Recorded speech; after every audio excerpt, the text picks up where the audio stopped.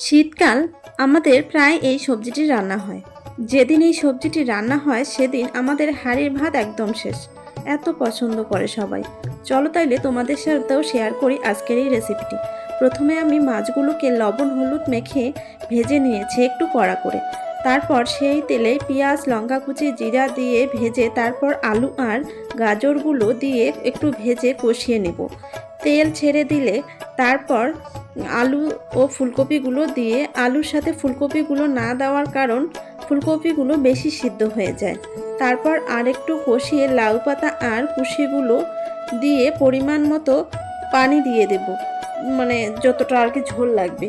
ঝোল উতলে আসলে মাছগুলো দিয়ে আরও কিছুক্ষণ জাল করে নেব যাতে মাছের মধ্যে ঝোলটা ঢুকে যায়। তারপর জিরা গুঁড়ো আর ধনেপাতা দিয়ে হালকাভাবে নেড়ে চেড়ে নামিয়ে নেব। কি দেখেই লোভ লাগছে তো, খেতেও সেই লাগবে, ট্রাই করো একবার।